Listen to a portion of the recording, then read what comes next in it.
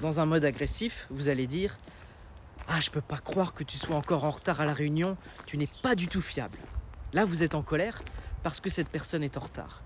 Vous voulez qu'elle ressente aussi cette même colère que vous.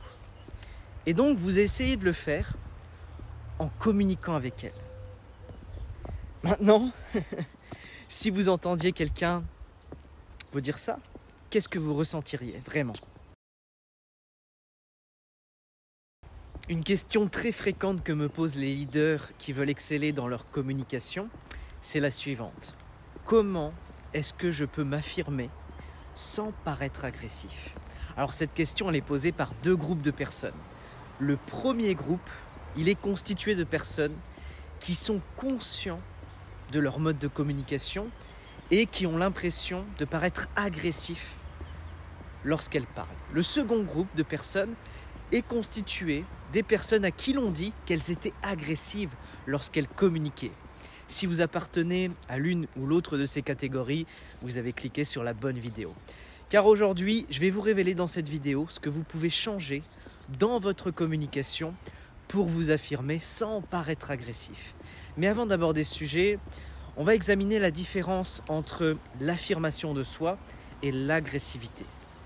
Mais avant de démarrer, si vous souhaitez devenir un homme ou une femme reconnue à votre juste valeur professionnelle, faire entendre votre voix et dompter vos peurs, alors je vous invite à cliquer sur le lien dans la description de la vidéo pour réserver une session téléphonique offerte de 30 minutes avec moi pour parler de votre situation actuelle et de vos principaux défis professionnels. À la fin de cet appel, vous allez ressortir avec un plan d'action concret pour avoir une ligne directrice de comment mieux gérer vos émotions et votre communication. Alors revenons à nos moutons. Certains d'entre vous peuvent penser qu'ils communiquent de manière assertive alors qu'en réalité, ils sont agressifs. Et d'autres peuvent penser qu'ils communiquent de manière agressive alors qu'en réalité, ils ne sont qu'assertifs. Je pense donc qu'on peut définir qu'il y a vraiment une différence entre assertivité et agressivité et en quoi c'est important d'adopter un style plutôt qu'un autre. La différence entre l'assertivité et l'agressivité, ça se résume à l'intention que vous avez lorsque vous communiquez. Prenons l'exemple de Gandhi, c'est une figure emblématique de la non-violence, de l'affirmation de soi. Gandhi, c'est quelqu'un qui a mené l'Inde à l'indépendance, et non pas en recourant à l'agressivité, mais en s'affirmant à travers une sorte de non-violence et de désobéissance civile. Un jour, lors d'un voyage en train en Afrique du Sud, il a été expulsé d'un wagon de première classe parce qu'il était indien, malgré le fait qu'il avait un billet valide. Et au lieu de répondre, comme la plupart des gens, avec colère, agressivité, Gandhi a choisi de transformer cette expérience humiliante en un moment décisif de sa vie. Et c'est ce qui l'a incité à lutter contre l'injustice et la discrimination. Donc sa réponse, c'était pas de blâmer ou d'attaquer ceux qui l'avaient maltraité, mais plutôt de s'affirmer d'une manière qui respectait sa propre dignité et celle des autres. Et donc il a utilisé cet incident pour souligner l'injustice du système de l'apartheid et ensuite il a initié une campagne de résistance non violente qui a finalement conduit à des changements significatifs. Donc Gandhi, c'est quelqu'un qui a démontré que l'on peut être ferme, assertif, sans être agressif, en se concentrant vraiment sur des objectifs beaucoup plus grands et en utilisant la communication et l'action pacifique pour atteindre ces objectifs. Et son héritage nous enseigne que l'affirmation de soi, lorsqu'elle est pratiquée avec respect, intégrité, elle peut conduire vraiment à des changements profonds et durables. Parce que lorsque vous êtes agressif, vous communiquez avec l'intention d'offenser, de blâmer ou d'attaquer l'autre personne. Votre communication provient vraiment d'un lieu de colère, de ressentiment ou d'amertume. Ce sont les émotions que vous ressentez à ce moment-là et donc vous voulez les transmettre à l'autre personne. Et vous le faites dans votre façon de communiquer en étant totalement agressif. Prenons un exemple concret. Dans un mode agressif, vous allez dire « Ah, je peux pas croire que tu sois encore en retard à la réunion, tu n'es pas du tout fiable. » Là, vous êtes en colère parce que cette personne est en retard. Vous voulez qu'elle ressente aussi cette même colère que vous. Et donc, vous essayez de le faire en communiquant avec elle. Maintenant, si vous entendiez quelqu'un vous dire ça, qu'est-ce que vous ressentiriez vraiment? Est-ce que vous vous sentiriez sur la défensive, par exemple? Est-ce que ça vous mettrait en colère, vous aussi? Est-ce que ça vous inciterait à vous conformer et à arriver à l'heure aux réunions à l'avenir? Alors bien sûr, vous pourriez avoir envie de vous conformer par peur, mais ce n'est pas une façon de gérer un environnement de travail. Maintenant, comparons ça à l'affirmation de soi. Lorsque vous vous affirmez, vous êtes capable d'exprimer clairement et en toute confiance vos pensées, vos sentiments et vos opinions, tout en prenant en compte l'autre personne. D'accord? Vous êtes plus focalisé sur vous-même. Vos intentions viennent d'un endroit différent. Non plus de la colère, du ressentiment, mais vraiment de la confiance, de l'assurance, de l'inquiétude, de la compassion. Vous pourriez dire quelque chose comme « Alors j'ai remarqué que tu étais encore en retard à la réunion, ça fait 3 fois cette semaine, et j'ai vraiment besoin que tu sois à l'heure pour que nous puissions commencer à travailler tout de suite. Est-ce qu'il y a une raison pour laquelle tu n'es pas arrivé à l'heure, tu as été en retard ?» Vous voyez la différence entre ces deux exemples? C'est vraiment fondamental. L'un est agressif et l'autre est assertif. Je vais vous le refaire un peu en mode accéléré pour que vous puissiez vraiment voir un peu la différence entre les deux. Le mode agressif, ça ressemblerait à ça. « J'arrive pas à croire que tu sois encore en retard à la réunion. Tu n'es pas du tout fiable. » Le mode assertif, ça serait plutôt « Bah écoute, c'est vrai que j'ai remarqué que tu étais en retard encore à la réunion. Ça fait 3 fois cette semaine.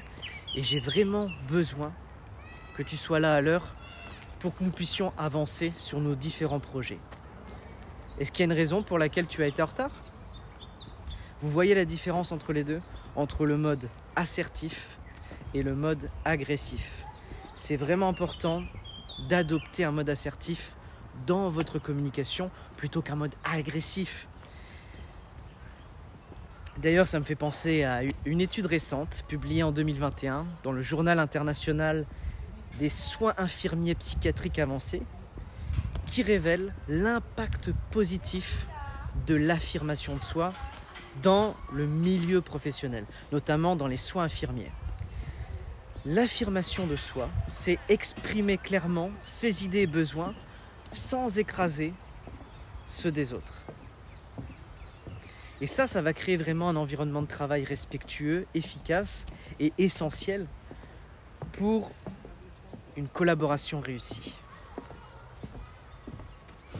Et les auteurs de l'étude soulignent également que communiquer de manière assertive plutôt qu'agressive, ça améliore non seulement les relations professionnelles, mais ça contribue également à une meilleure gestion du stress et à une augmentation de la confiance en soi. Des compétences comme un langage corporel ouvert, la capacité à dire non de manière constructive, l'expression claire de ses besoins, tout ça, c'est des atouts incontournables dans n'importe quel secteur. Et cette étude, elle recommande également d'intégrer l'enseignement de l'affirmation de soi dans les formations professionnelles parce que c'est d'une importance capitale pour le succès et le bien-être au travail. Regardez-moi ça, c'est pas magnifique ici? Donc pour résumer, vous adoptez une communication assertive parce que c'est un pas vers des environnements de travail plus harmonieux et plus productifs. Maintenant, je vais partager avec vous 4 lignes directrices pour vous aider à passer d'une communication agressive à une communication assertive.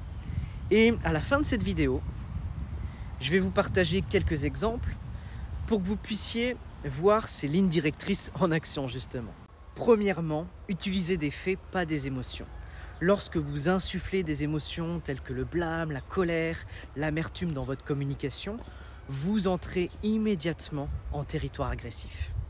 Et vous mettez aussi automatiquement l'autre personne, sur la défensive.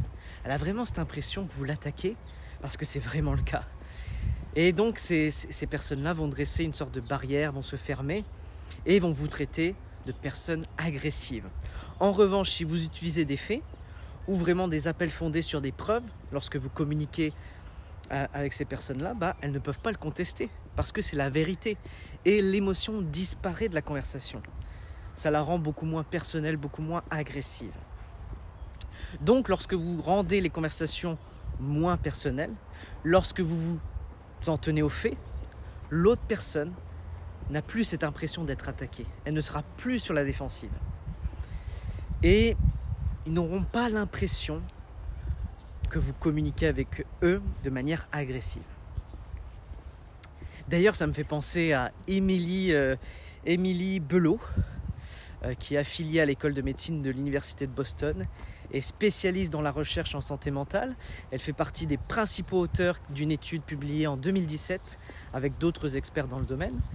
Et elle a contribué à cette recherche approfondie et ils ont mis en lumière l'importance de la régulation émotionnelle dans les interactions entre deux personnes. Et cette étude nous montre que bien gérer ses émotions, ça va aider à bien s'entendre avec les autres. Et ils ont trouvé aussi, ces chercheurs, que les gens qui savent contrôler leurs sentiments sont moins sur la défensive et paraissent beaucoup plus sûrs d'eux sans être méchants. Donc ça, c'est aussi important de mieux gérer ses émotions au quotidien. Ça veut dire que parler avec des faits et bien penser avant de réagir, ça rend les gens gentils et confiants. C'est comme réfléchir avant de répondre à quelqu'un qui nous a contrariés. Au lieu de répondre vite et avec colère, vous utilisez des faits, pas des émotions. Deuxièmement, soyez précis, pas vague. Lorsque vous êtes agressif, il est vraiment probable que vous deveniez très vague dans votre façon de communiquer. Par exemple, « je suis déçu par le rapport que tu as présenté, Marco. Je ne peux pas croire que quelqu'un puisse produire un travail de si mauvaise qualité. » Là, vous vous laissez juste aller, éclater, vous laissez éclater votre colère. Vous devenez donc beaucoup plus vague dans votre communication. Et vous pouvez même utiliser des mots comme « jamais » ou encore « toujours ». Ça, c'est de l'exagération, jamais, toujours. Et ce type de communication conduit immanquablement à des reproches et à des attaques.